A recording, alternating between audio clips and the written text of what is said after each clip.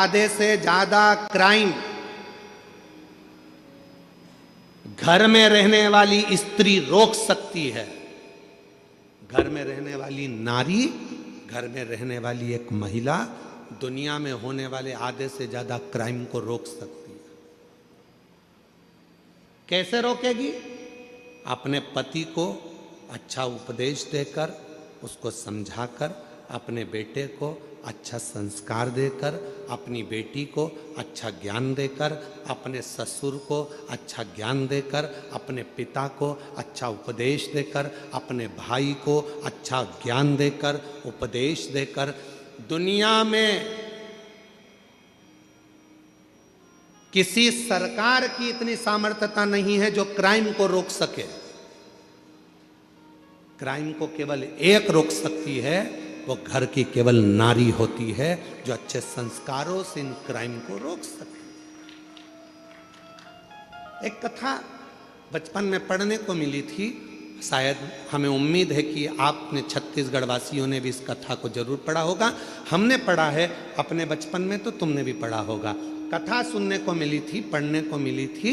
एक छोटा सा बच्चा स्कूल में जाता है पढ़ने के लिए, उसको एक पेंसिल मिल जाती है। वो अपनी मम्मी को आकर बताता है, माँ मुझे ये पेन मिला है। माँ ने कुछ नहीं कहा। बच्चा दूसरे दिन स्कूल गया, कंपास चुरा कर ले आया।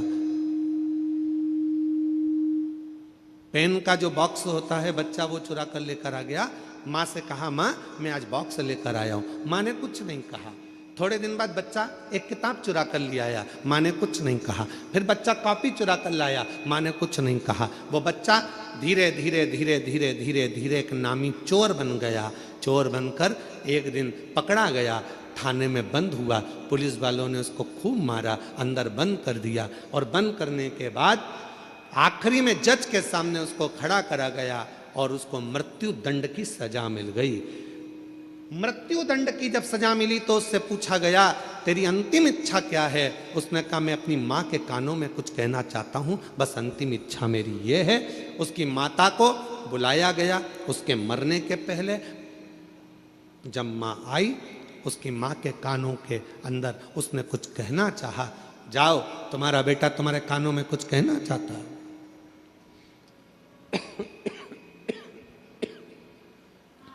माँ ने कान आगे करा। बच्चे ने गला पकड़ रहा है माइक भाई। बच्चे ने मां के कानों को पकड़ा दांतों से। इतना तेज उस लड़के ने अपनी मां के कानों को काटा कि उसमें से रक्त निकलने लगा। पुलिस वालों ने उसको छुड़ाया।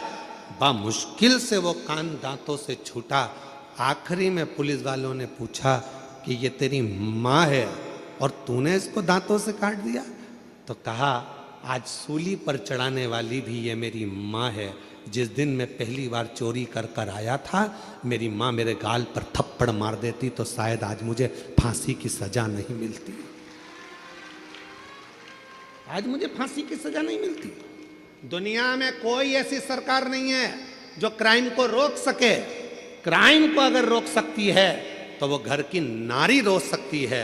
अपने भाई को समझाकर, पिता को समझाकर, बच्चों को समझाकर, अच्छे संस्कार देकर, प्रेम देकर, स्नेह देकर अपने बच्चों को गलत जगह से रोक कर वो क्राइम को रोक सकती है।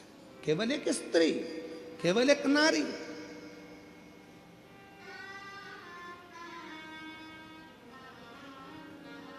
उसको रोकना कठिन है, परंतु मां रोक सकती है, स्त्री रोक सकती है, नारी रोक सकती है।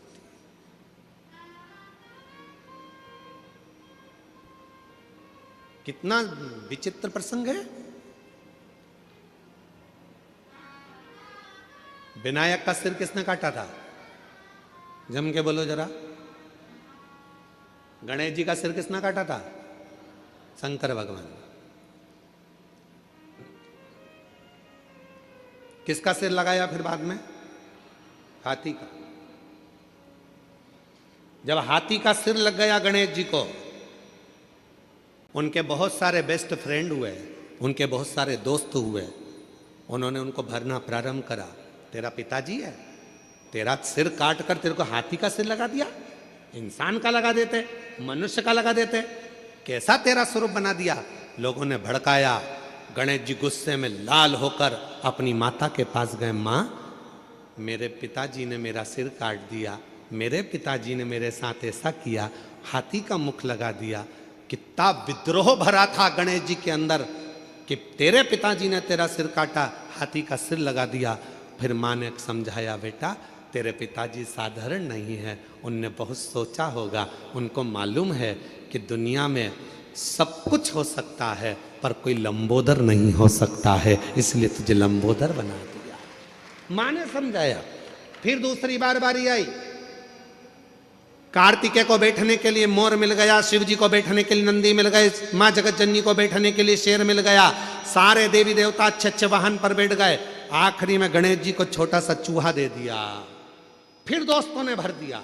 माँ, पिताजी को तो देखो, मेरे लिए चूहा दिया, दिख रहा था मेरा इतना बड़ा शरीर है, बैठने के लिए कोई अच्छा वाहन देना था, इतना छोटा सा चूहा दे दिया। माँ ने समझाया बेटे को, बेटे के अंदर विद्रोह उत्पन्न हो रहा था। माँ ने कहा, बेटा तेरे पिताजी समझदार हैं, उन्होंने चूहा इसलिए दिया, बड़े बड़े गाड़ियाँ ट्रैफिक में फंस सकती है पर मोटरसाइकिल और साइकिल कहीं से भी निकल सकती है, इसलिए तुझे छोटा वाहन दिया गया, छोटा वाहन दिया गया। गणेश जी खुश हो गए, माँ ने समझा दिया, नहीं तो विद्रोह तो कब का चालू हो जाता। फिर आया बारी, अब की बारी आई कि पृथ्वी की परिक्रमा कर कराना है। माँ, सब ने कहा तेरे पिताजी को मालूम था कि तेरे पास चलने के लिए कुछ नहीं था, छोटा सा चूहा कितने दिन में पृथ्वी की परिक्रमा करेगा। पिताजी को मालूम था कार्तिकेय जीतेगा, उसको प्रथम गिनती में ला दूंगा। पर गणेश जी, तेरे पिताजी ने तेरे साथ चाल चल। गणेश जी को विद्रोह आया, माँ के पास गया। माँ देखो, पिताजी ने ये कोई बात बोलना चाहिए कि पृथ्वी की परिक्रमा जो करेगा पहले वो प्रथम गिनती में आएगा। अब तो मेरे पास तो इतना छोटा सा चूहा धीरे धीरे चलेगा, कब तक पृथ्वी की परिक्रमा करेगा। माँ ने समझाया, बेटा तेरे पिताजी हैं, वो जानते हैं कि तू इतने बड़े चूहे पर बैठकर पूरी पृथ्वी की परिक्रमा नहीं कर सकता, इसलिए तेरे पिताजी ने मेरे कानों में कह दिया था कि एक काम कर, गणेश जी को बोल देना पूरी पृथ्वी की परिक्रमा ना करे तो माता पिता की परिक्रमा कर लेना, फल प्राप्त हो जाए। जब जब व्यक्ति के दिल में विद्रोह उत्पन्न होता है, जब जब व्यक्ति गलत सोचता है, गलत विचार लाता है, अगर घर की स्त्री, घर की नारी, घर की महिला, घर की माँ, घर की बेटी, घर की बहन, घर की भाभी, घर की बुआ, घर की चाची, घर की काकी, घर की मामी, घर की स्त्री जब उसको समझाती है तो कोई पुरुष कोई गलत काम करने के लिए जा नहीं सकता। विद्रोह कब उत्पन्न होता है? जब घर की नारी उसको भर दे। देख लो, तुम्हारे भाई को देख लो, देख लो तुम्हारे मामा को देख लो, जब अंदर इतनी ईर्ष्या भर दी जाती है कि पुरुष फिर क्राइम करने को आगे बढ़ जाता है और तलवार लेकर, चक्कू लेकर दौड़ पड़ता है। 10 मिनट का क्रोध, उस व्यक्ति ने चक्कू मारा, 10 मिनट का क्रोध आया और मालूम पड़ा वो 10 मिनट का क्रोध उसकी 10 साल की जिंदगी को बर्बाद कर दिया। 10 साल की जिंदगी। किसी की सामर्थ्यता नहीं जो क्राइम को रोक दे। क्राइम को केवल एक घर की मां, घर की स्त्री, घर की नारी रोक सकती।